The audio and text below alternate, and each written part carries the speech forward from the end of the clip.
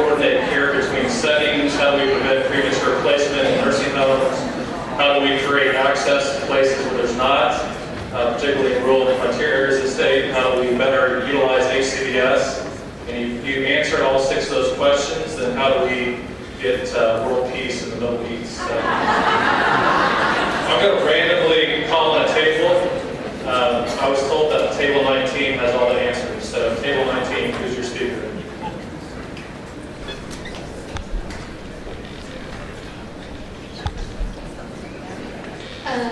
We suggest that you improve the eligibility for long-term care insurance. You incentivize employers to provide that insurance, and then for Medicaid recipients, you help cover the premiums for them to be able to purchase long-term care insurance. There was a suggestion to allow HCBS funding to be utilized in independent and assisted living settings, which do not cost as much as the full skilled nursing services that is currently funded through Medicaid. Incentivize good healthcare decisions to promote maximum self-sufficiency and delay the need for skilled nursing care. Reimburse local community providers to build capacity to provide services, activities, monitoring, etc. to keep seniors engaged, included, and active. Provide reimbursement for in-home technology, medication dispensers, safety monitoring, etc. Invest in statewide infrastructure to increase statewide coverage for telemonitoring and telemedication. Increase the use of roving clinics to provide needed services in the rural areas, such as dental and imaging centers. And reimburse for electronic record keeping to decrease duplication of services. And someone mentioned that the meaningful use requirement is onerous. So, all right, thank you. All very good ideas. In response to that, we are actually going to be implementing telehealth as a reimbursed service effective October 1st. So check that one out. Any other volunteers? How about 23?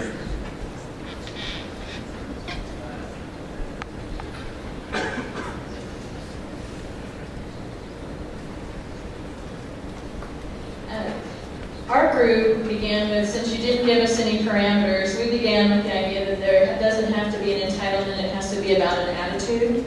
And so the starting point was getting people out of nursing home care and requiring plans for how a resident could return to a community and having a formal plan.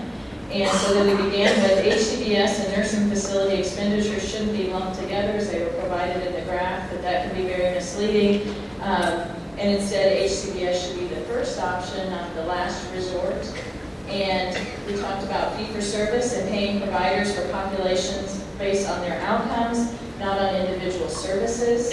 We also talked about creating live-at-home incentives, again, with this idea of attitude and community, that there could be a program such as one that was in Arizona where persons were living in a person's home. So there was an opportunity for cross-generations working together, living in the home, and kind of a foster grandparent program, if you will. Also expanding PACE-like programs, and one follows the person. More research on outcomes for different approaches to care. So really looking at the comparative effectiveness rather than simply, does one program work, does one program not work? And then also we talked about the same idea of expanding coverage of telehealth, and not just non-video, but actually person-to-person. Did you have a chance to talk about that outcome, paying for outcomes? What were some of your ideas with that?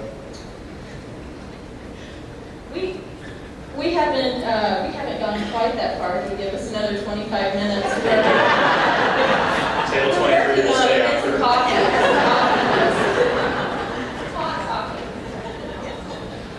Thank you, 23 other volunteers. Yeah, I'm not sure what table you are. Dan's table.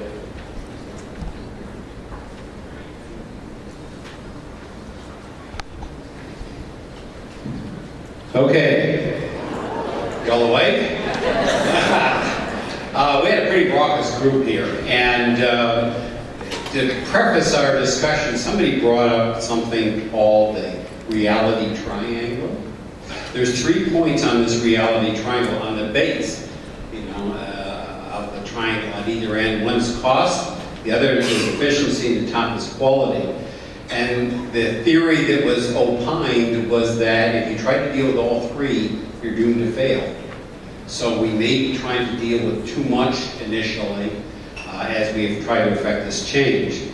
Okay, HCBS received a lot of discussion, and we believe that when it is well regulated and competently provided, it should be available in adequate amounts to meet the clearly evident needs. The workforce in the world of caregiving is under great duress. We should pay caregivers a decent wage with decent benefits and prepare them to do good work. That's the rating, real important, and that's in home services, in our care facilities, nursing homes, all the way around. Now this is a really controversial one, and it really kind of popped out at us, so we thought we'd play devil's advocate and throw it out there. If the administration, this is on the line, if the administration believes, as it says on the sheet, that we have too many people in nursing home beds, they should propose strategies to reduce those beds. They should consider certification of need to assure no construction of new bed space if there is too many beds. I'll leave you to that, to think about that little one. Thank you. Let me ask a question, put you on the spot.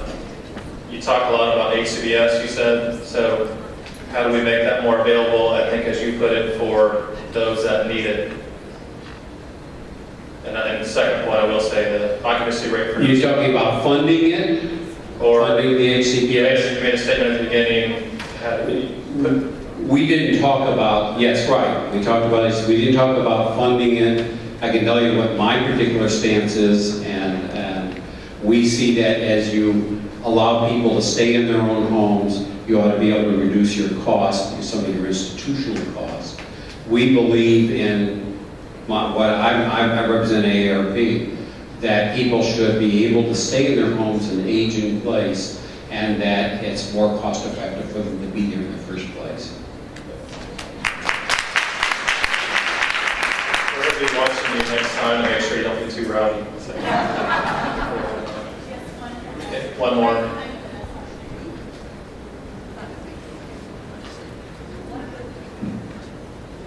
One of the things that we ended up in some discussion about is the role of pharmacy, particularly in the rural areas. Certainly, all populations, pharmacy is an issue, but among seniors, pharmacy is a place where people are going, they are getting services, it's not a stigmatizing place to go, and there's a tremendous amount of care coordination that can be done by pharmacists, given the variety of meds. Also, given the training that pharmacists currently get, there's a fair amount of screening that could be done, particularly if it was reimbursed, anything from cholesterol checks, etc. So the pharmacy as a location for basic medical care, particularly in rural areas across populations, has come up several times at our table. Thank you. All right, thank you. I think we'll move on. Just make sure that those are turned in when you all leave. Thanks.